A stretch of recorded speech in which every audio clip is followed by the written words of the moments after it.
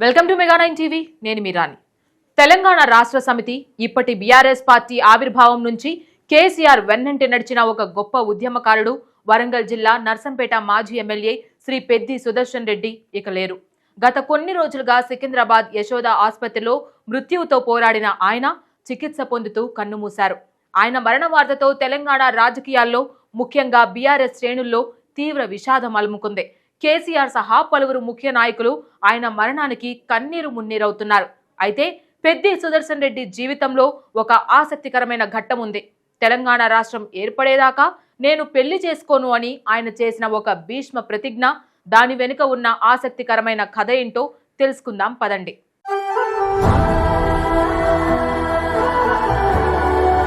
పెద్ది సుదర్శన్ రెడ్డి సాధారణ రాజకీయ నాయకుడు కాదు. ఆయన ఒక నికార్సైన తెలంగాణ ఉద్యమకారుడు. 2001లో కేసీఆర్ టీఆర్ఎస్ పార్టీని స్థాపించిన నాటి నుంచి తెలంగాణ సాధన కోసం సాగిన ప్రతి పోరాటంలోనూ ఆయన ముందు వరుసలో నిలబడ్డారు. ఉమ్మడి వరంగల్ జిల్లాలో పార్టీని బలోపేతం చేయడంలో ఆయన పాత్ర ఎనలేనిది. కేసీఆర్ కు అత్యంత ఆప్తుడిగా, నమ్మకస్తుడిగా ఆయన పేరు తెచ్చుకున్నారు. ఉద్యమ సమయంలో ఎన్నోసార్లు జైలుకు వెళ్లారు, లాఠీ దెబ్బలు తిన్నారు. కానీ ఏనాడూ వెనక్కి తగ్గలేదు. నల్లబెల్లి మండల యూత్ అధ్యక్షుడిగా రాజకీయ జీవితాన్ని ప్రారంభించిన పెద్ది సుదర్శన్ రెడ్డి దుగ్గొండి మండల బ్లాక్ కాంగ్రెస్ అధ్యక్షునిగా కూడా పనిచేశారు.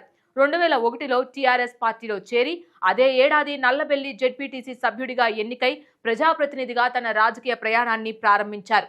అనంతరం 2004లో ఉమ్మడి వరంగల్ జిల్లా టీఆర్ఎస్ కన్వీనర్గా, ఆ తర్వాత జిల్లా అధ్యక్షుడిగా సుమారు 8 ఏళ్ల పాటు పార్టీని ముందుండి నడిపించారు.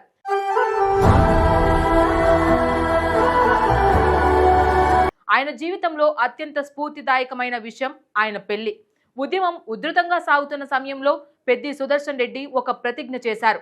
నా జీవిత లక్ష్యం తెలంగాణ సాధించడమే. ప్రత్యేక రాష్ట్రం ఏర్పడిన తరువాతే నేను పెళ్లి చేసుకుంటాను అని బహిరంగంగా ప్రకటించారు. అన్నట్టుగానే 2014లో జూన్ 2న తెలంగాణ రాష్ట్రం ఆవిర్భవించింది. ఆ తరువాతే ఆయన వివాహ బంధంలోకి అడుగుపెట్టారు. 2014 జులైలో వరంగల్కు చెందిన వాణి అనే మహిళను ఆయన వివాహం చేసుకున్నారు. ఈ పెళ్లికి అప్పటి ముఖ్యమంత్రి కేసీఆర్ స్వయంగా హాజరై నూతన వధూవరులను ఆశీర్వదించారు. ఒక నాయకుడికి తన లక్ష్యం పట్ల ఎంతటి అంకితభావం ఉందో చెప్పడానికి ఈ ఘటనే పెద్ద ఉదాహరణ.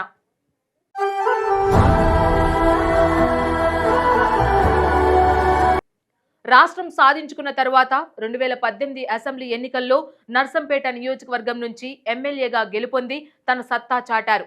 అంతకుముందు 2016 నుండి 2018 వరకు రాష్ట్ర పౌర సరఫరాల సంస్థ చైర్మన్ గా కూడా ఆయన పనిచేశారు. నర్సంపేట ఎమ్మెల్యేగా ఆయన 100 కోట్లతో అభివృద్ధి పనులు చేసి నియోజకవర్గాన్ని పురోగతి పథంలో నడిపించారు. పంచాయతీరాజ్, R&B, అలాగే ITDA వంటి విభాగాల నుండి నిధులు సేకరించి ప్రతి పల్లెకు రహదారులు నిర్మించారు. అలాగే 6 మండలాల్లో 6 గోదాములను మంజూరు చేయడంతో పాటు పట్టణంలో పాకాల ఆడిటోరియం, ప్రధాన కూడళ్ల అభివృద్ధి, చెక్ డ్యాంల నిర్మాణం వంటి అనేక పనులను చేపట్టారు.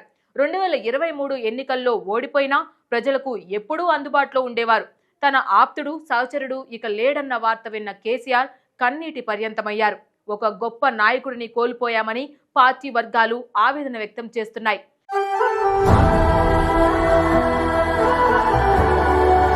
సుదర్శన్ రెడ్డి ప్రజా జీవితం ఎందరికో ఆదర్శం. ముఖ్యంగా తెలంగాణ ఉద్యమంలో ఆయన పోషించిన పాత్ర, చేసిన త్యాగాలు యువతరానికి స్ఫూర్తినిచ్చాయి. అటు రాజకీయాల్లోనూ ఇటు వ్యక్తిగత జీవితంలోనూ ఆయన విలువలకు కట్టుబడి జీవించారు. బ్రహ్మచర్యం శపథం నుండి రాష్ట్ర ఆవిర్భావం వరకు ఆయన ప్రతి అడుగు తెలంగాణ ప్రయోజనాల కోసమే. ఆయన మరణ వార్తతో వరంగల్ ఉమ్మడి జిల్లాలోని పలు ప్రాంతాల్లో శోకసంద్రం నెలకొంది. నర్సంపేట నియోజకవర్గంలో ఆయన మరణం తీవ్ర విషాద ఛాయలను అలుముకునేలా చేసింది. స్వచ్ఛందంగా దుకాణాలు మూసివేసి నివాళులర్పించారు. పార్టీ కార్యకర్తలు, అభిమానులు, ప్రజలు పెద్ద సంఖ్యలో ఆయన నివాసానికి, ఆసుపత్రి వద్దకు చేరుకుని నివాళులర్పించారు. పలువురు నాయకులు ఆయన కుటుంబ సభ్యులను పరామర్శించి ప్రగాఢ సానుభూతి తెలిపారు. బీఆర్ఎస్ వర్కింగ్ ప్రెసిడెంట్ కేటీఆర్ సైతం సుదర్శన్ రెడ్డి మరణం పట్ల తీవ్ర విచారం వ్యక్తం చేశారు. తెలంగాణ రాష్ట్ర సాధన కోసం జరిగిన ఉద్యమంలో పెద్ది సుదర్శన్ రెడ్డి పోషించిన పాత్ర చిరస్మరణీయమని, జీవితాంతం ఉద్యమ స్ఫూర్తిని నిలబెట్టిన పోరాట యోధుడిగా, ప్రజల కోసం నిరంతరం కృషి చేసిన నాయకుడిగా ఆయన ఎప్పటికీ గుర్తుండిపోతారని మాజీ మంత్రి హరీష్ రావు కొనియాడారు.